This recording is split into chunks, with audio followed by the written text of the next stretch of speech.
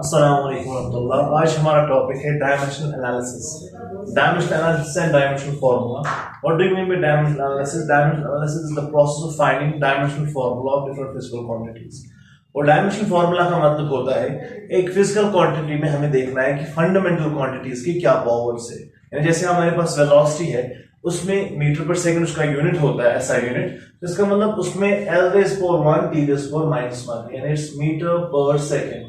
सो इसका मतलब एक तो इसमें लेंथ है और इसमें टाइम है। इसी तरह अगर आपके पास एक्सेलरेशन तो इट्स L1 T -2, ठीक है ना, दैट इज मीटर पर सेकंड स्क्वायर, ठीक है ना।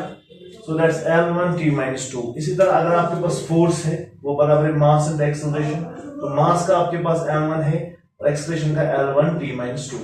So that's what we call as dimensional formula. इसी तरह एनर्जी का निकालने के लिए आप फोर्स इनटू डिस्प्लेसमेंट करेंगे।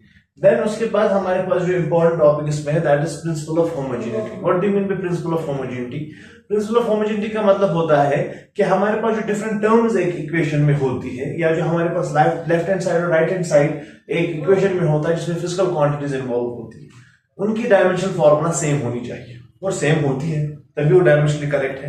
यानी मिसाल के तौर पर आपके पास एक रिलेशन है P by rho g plus V square by 2G plus H is equal to constant, जो हम इंशाल्लाह पढ़ेंगे आगे, जिसको बर्नौलीज थ्योरम बोलते हैं। तो जो आपके पास ये डिफरेंट टर्म्स हैं, इनकी सब की फिजिकल क्वांटिटीज जो डायमेंशनल फार्मूला जो है वो सेम है सब टर्म्स के। यानी P बाय रो जी का वही डायमेंशनल फार्मूला होगा जो V स्क्वायर बाय 2G का होगा, और वो वही होगा जो H का होगा। यानी P बाय रो जी का डायमेंशनल फार्मूला वही होगा जो H का होगा, और V स्क्वायर बाय 2G का वही होगा जो H का होगा। अच्छा ठीक, तो आप देखेंगे इन सब की डायमेंशनल फार्मूला सेम होती है।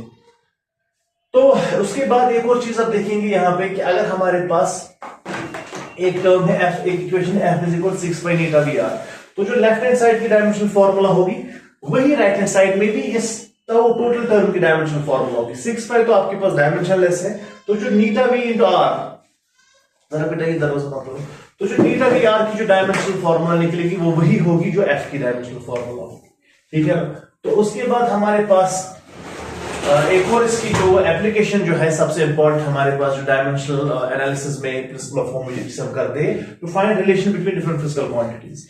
मिसाल के तौर पर मुझे देखें कि जो टाइम पीरियड एक सिंपल पेंडुलम का है, ये डिपेंड करता है लेंथ ऑफ द बॉब पे, और ये डिपेंड करता है एक्सेलरेशन ड्यू टू ग्रेविटी पे। अगर दोनों को आप कंबाइन करेंगे तो आप इन्वॉल्व करेंगे T इज इक्वल के L rays power A G rays power B।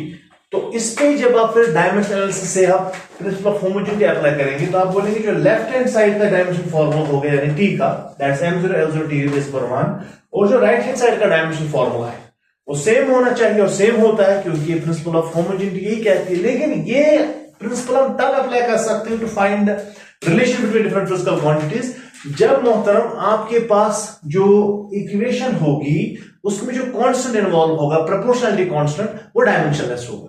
अगर डायमेंशन वाला होगा तो ये नहीं कर पाएंगे। इसीलिए डायमेंशन एनालिसिस की ये जो ड्रॉबैक होता है कि आप रिलेशन तब निकाल पाते हैं जब ये कांस्टेंट जो यहां पे मैंने इन्वॉल्व किया उसका डायमेंशन M0 L0 T0। अच्छा, उसके बाद आप देखेंगे यहाँ पे T का है M0 L0 T rays power 1, और यहाँ पे L का है L1 तो रेज़ पावर A आ जाएगा, और G का है L1 T रेज़ पावर -2 तो ये आ जाएगा।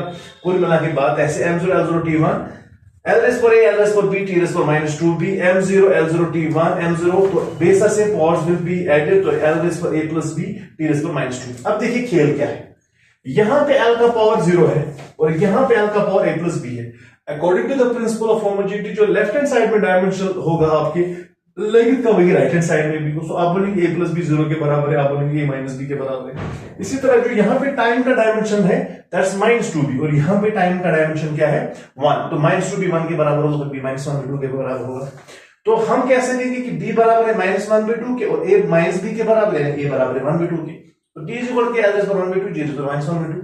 सो -1/2 आप नीचे ला सकते हैं, तो t इज इक्वल के L by G whole is 1/2, that's t is equal 2 pi root of L by G, and 2 pi is obtained by the experimental data. So that's how you can obtain the relation between different physical quantities using dimensional analysis. That's all for today. Let's see you tomorrow.